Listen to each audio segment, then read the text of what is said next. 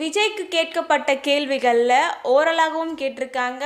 And இதில் ஒரு சில கேள்விகள் அவங்களுக்கான ஒரு கேள்வித்தாளாகவும் கொடுத்துருக்காங்க. ஒரு சில கேள்விகளுக்கான ஒரு எஸ் ஆர் நோன்ற மாதிரியும் அண்ட் ஒரு சில கேள்விகளுக்கான டீட்டெயிலாக அவங்க ஆன்சர் பண்ணுற மாதிரியும் அவங்களுடைய எக்ஸ்ப்ளனேஷனை கொடுக்குற மாதிரியாகவும் அந்த ஒரு கேள்விகள் எல்லாமே சிபிஐ சைட்லேருந்து வச்சுருக்காங்க.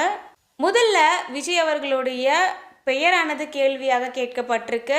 கரூருக்கு எந்த ஒரு டைமில் வருவதாக அறிவிக்கப்பட்டிருந்துச்சு? இந்த கரூர் நிகழ்ச்சிக்கு பங்கேற்பதற்கு சென்னையிலேருந்து எத்தனை மணிக்கு நீங்கள் கிளம்பி இருந்தீங்க? கூட்டம் அதிகமாகிறதுன்ற ஒரு தகவல் தெரிஞ்ச பிறகு இந்த நிகழ்ச்சியை தொடர சொன்னது யார்?